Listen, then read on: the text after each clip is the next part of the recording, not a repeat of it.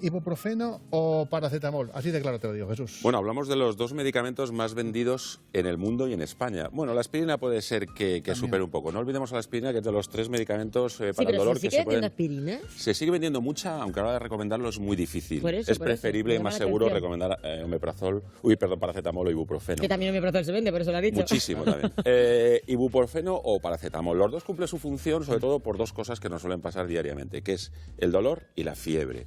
Pero cuando hay otro componente que es la inflamación, generalmente articulaciones, muscular, el ibuprofeno tiene un papel superior, hace un poco más de efecto. Pero digamos, para el común de los malestares diarios, que es el dolor y la fiebre, pero sobre todo el dolor, cualquiera de los dos valdría. Principalmente se tiende al paracetamol porque tiene un mejor perfil de efectos secundarios. Ahora vamos a preguntarnos cuándo debemos tomar paracetamol o ibuprofeno, pero ustedes ya saben que cualquier duda tienen a su farmacéutico en Estando Contigo 925 28 87 91. La duda surge cuando vamos al armario, en la cocina a lo mejor ustedes, otros en el cajón del salón, y vamos a coger la caja y te pones y dices, ¿me tomo un ibuprofeno en la cabeza? O paracetamol, ibuprofeno, paracetamol, ibuprofeno.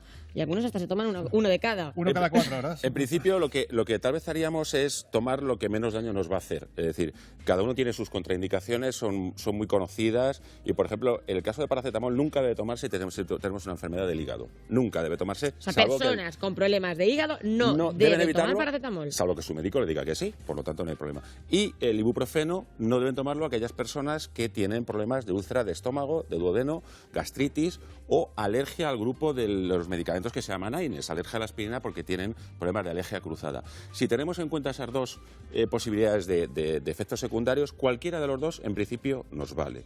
Ahora, lo que hay que ser muy cuidadoso, y es que vivimos en el país de la hipérbole, de la exageración, es la dosis, y eso si queréis hablamos ahora, pero es muy clásico que tendamos a utilizar en España las dosis superiores a los recomendados. Exacto, nos gusta, de 800 miligramos, somos muy de dosis. Que me lo quita rápido eso. Sí, es como que pensamos que por más gramos, más efecto hace. El otro no me hace efecto, ¿no? Es lo clásico que oímos siempre en la farmacia y que intentamos convencer muchas veces con dificultad. ¿Con cuántas dosis valdría, por ejemplo, de ibuprofeno o paracetamol para que ese dolor mitigara? Para que os hagáis una idea, nosotros tenemos una farmacia en una zona muy turística y el francés toma 200 miligramos de ibuprofeno. Mira 200. Francés también a y os aseguro, la carrera. Os aseguro que alivia la mayoría de los padecimientos leves para lo que se toma. Nosotros para un dolor leve. Nos tomamos de media 600. Y una pregunta, claro, ¿cada cuánto tiempo me lo puedo tomar? ¿7, 6 horas, 4? Lo recomendable es 6 u 8 horas. Estamos hablando de que lo vamos a utilizar en procesos que se llaman agudos. Un dolor de cabeza que yo me voy a tomar uno y posiblemente no vuelva a tomármelo. O un dolor de muelas que sí, 2, 3 días. Lo recomendable es cada 8 horas, en casos cada 6. Depende de la dosis. Y aclaro. También, Ibuprofeno, 400 miligramos, 3 como máximo 4 veces al día. Paracetamol, 500 o 650, no más. Se puede ir al gramo, pero no hace falta. También 3, máximo 4 veces al día. Y otra cosa, que yo, por ejemplo, cada vez que voy al médico estoy griposo, tómate un paracetamol y a las 4 horas ibuprofeno. Claro, alternarlos. Y también con los niños. Solo debe utilizarse, en estos casos los suelen mandar los médicos cuando hay fiebre elevada y de difícil solución. Entonces, en esos casos se combinan ambos. En niños que tienen un control de la temperatura más difícil, pero en adultos no suele ser necesario si habla que hay un dolor intenso. Dolor posquirúrgico, generalmente cuando viene la gente del dentista. O sea, que no alternarlos. En principio no hay por qué. Pero yo también he escuchado en los últimos estudios con niños que conviene a lo mejor dar un ibuprofeno o un paracetamol cada 6 horas en vez de alternarlos, que tampoco se ha demostrado que tampoco es bueno esa alternancia. No sé. Malo no es. Se busca un poco porque, claro, si uno tiene efectos secundarios sobre el estómago y le doy al niño cada 4 horas... Sí, porque eso también vuelve... Hablamos de nombres médicos, Dalsi, aprital y tal. Sí, esperar y dar Dalsi cada 6 horas o aprieta cada 6 horas. Como en el fondo lo que buscamos en esos casos suele ser el efecto para la fiebre, porque los niños sabemos que es difícil controlar la fiebre, por eso se combinan, ¿no? Porque si doy cada 4 horas ibuprofeno, el niño le va a doler el estómago. Por lo tanto, digamos que sí es una buena práctica que utilizan los pediatras y si nosotros desde el punto de vista farmacéutico no lo hacemos, pero los pediatras lo utilizan mucho. ¿Abusamos del ibuprofeno y el paracetamol? No, vamos a ver, no, nosotros usamos, lo que pasa es que abusamos de las dosis, lo que hemos dicho. Es muy frecuente en la farmacia de 600 miligramos el ibuprofeno, porque el de 400 no me hace nada. Vamos a ver, estamos hablando de que son dolores limitados en el tiempo o padecimientos limitados, un dolor de cabeza, un dolor menstrual, que yo me lo tomo y al cabo de 6 horas, 8 horas se me va a quitar. Tal vez el 600 lo que proporciona es que dura más tiempo. Eso sí es posible, pero el efecto es el mismo. Y además repetimos, ibuprofeno 600 es con receta médica. Lo dispensamos porque, bueno, al final dice el paciente, bueno, me voy a tomar 1,5 de 400 y se hace el truco. poco, ¿no? Pero realmente debemos saber que 600 es con receta médica. Y en este sentido, ibuprofeno o paracetamol, el otro día decía una amiga, alguien tiene un ibuprofeno y se toma paracetamol, que a la larga el ibuprofeno te va a destrozar el estómago. El ibuprofeno es un antiinflamatorio que efectivamente tiene efectos secundarios. Parece que me hace efecto siempre el ibuprofeno. Sí, no pierden efecto, los antiinflamatorios no dejan de hacer. Pero yo que tengo la sensación de que me calma antes el dolor de cabeza un ibuprofeno, es una sensación que yo tengo, que el paracetamol. Vamos a ver, primero, es cierto, ¿se consume más ibuprofeno o paracetamol? Paracetamol gana el ibuprofeno, posiblemente. Cada uno, el dolor tiene un componente subjetivo y tiene también, es cierto, que a cada persona no le van igual un antiinflamatorio, un analgésico que otro. Por lo tanto, cualquiera. Lo que sí es importante decir es no sobrepasar las dosis. 400 de ibuprofeno, 650 o 500 de paracetamol suele ser suficiente para todos estos dolores. No es necesario. Pero consumir mucho ibuprofeno a lo largo de nuestra vida nos va a destrozar el estómago. El efecto sobre el estómago es, digamos, agudo, es en el tiempo durante lo tomamos, pero puede ser peligroso. Pero el peor del ibuprofeno es que afecta a nuestro corazón y al riñón. De hecho, tiene una contraindicación. Los cardiópatas deben ser cuidadosos a la hora de tomar ibuprofeno, deben tomarlo durante periodos cortos de tiempo y por indicación médica.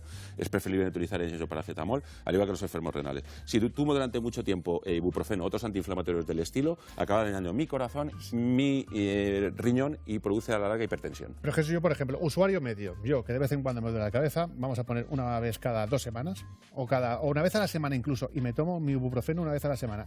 ¿Eso es una consumición exagerada de ibuprofeno? En absoluto, no hay ningún problema. Esto, como siempre, la subjetividad. Hay mucha gente que dice, prefiero aguantarme porque cuando me lo tome no me va a hacer efecto. No, yo sinceramente si tengo dolor, yo me tomo una pastilla. ¿Y la arginina? Otra composición, ahora decimos ibuprofeno con arginina. ¿Eso qué quiere decir? ¿Eso qué es, además? Hay 2 sales del ibuprofeno, de arginina y de lisina, que dicen que actúan un poco más rápido. Es cierto, es decir, en vez de iniciar la acción a la media hora, actúan 20 minutos.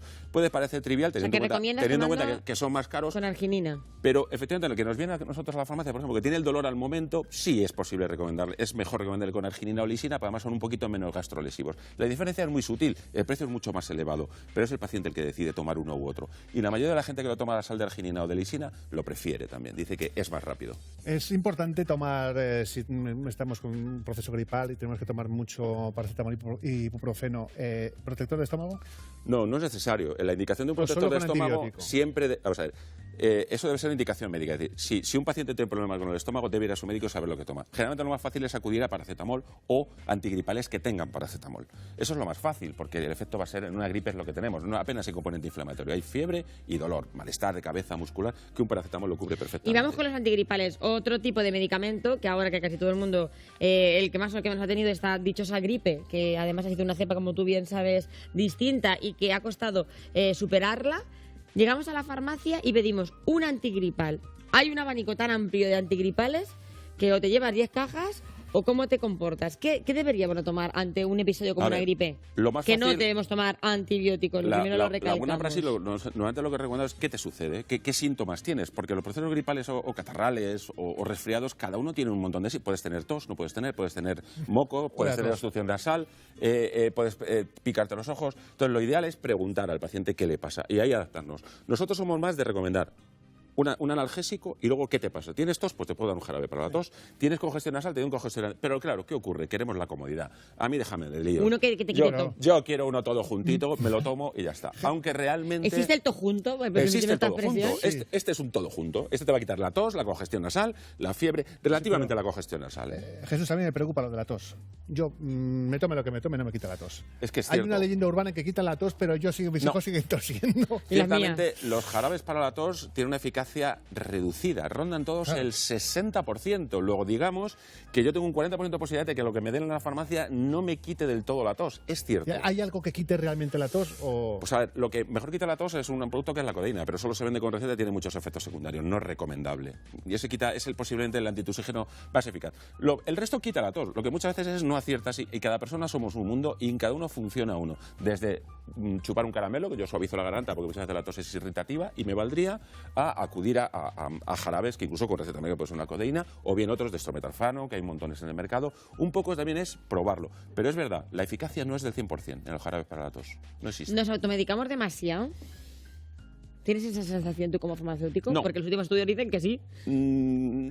Yo sinceramente pienso que no. En primer lugar, porque tenemos la suerte que en España que tenemos una cobertura sanitaria amplia y gratuita casi para los medicamentos, por lo tanto lo más fácil es acudir al médico. Pero digamos que a nivel de automedicación de los productos FP, de especialidades farmacéuticas que son publicitarias, no tenemos un exceso de Y nuestros consumo. mayores se automedican demasiado, porque yo voy a casa de mis abuelos y veo una bolsa llena de medicamentos. No, y te casi voy a poner un todos- ejemplo. El otro día mi abuela le había dado a mi abuelo 2 nolotiles y un paracetamol porque dice, venga, tienes dolor para que se te quite. Eso Estas hay que situaciones tener- pasan en nuestras personas Julia, mayores. cierto, es una situación muy peligrosa. Es decir, la gente mayor casi toda toma antiinflamatorios o analgésicos porque el que no tiene artrosis, tiene dolor en la columna ciática. Hay que tener mucho cuidado. Adviértelos, Hay que porque- tener mucho cuidado porque cuando yo voy a recomendar un antigripal o un analgésico en un proceso gripal o catarra, hay que preguntar si ya toma uno. Pues nos estamos encontrando casos como el que tú comentas, que me tomo 2 metamizoles, tomo el ibuprofeno y además me han traído el antigripal y me lo tomo también. Vale. Hay que ser muy cuidadosos y para eso ¿Qué estamos los puede farmacéuticos. pasar al mezclar ese tipo de Hombre, no te medicamentos? situación aguda. Si yo llego a tomar, hay gente que con 4 gramos de paracetamol puede fallecer. El hígado se produce una hepatitis grave y fallece. Por lo tanto, cuidado. Los medicamentos, porque se vendan sin receta, no quiere decir que sean Y inocuos. por último, y relacionado con esto, seguramente es que en muchos países de Europa no te dan absolutamente ningún medicamento sin receta médica. ¿Crees que tenemos que ser más, o los médicos tienen que ser más estrictos? O los farmacéuticos, que son los que lo dispensan. los productos de automedicación, o sea, paracetamol, lo puedes conseguir. Nosotros cumplimos la misma legislación que el resto de Europa. Es decir, los mismos medicamentos. A mí me hace gracia porque a veces viene un francés a España, quiere un antibiótico. Y se piensa que porque somos españoles se lo vamos a dar sin receta. No, los medicamentos, casi todos los de 7Z, incluso hay países más laxos. En Francia es posible conseguir codeína sin receta. En España no. Somos bastante estrictos y el Bueno. profesional farmacéutico le asesorará convenientemente. Pues con eso nos quedamos y además nos encanta que nos asesoréis porque al final nos curáis casi siempre los farmacéuticos. Muchísimas gracias.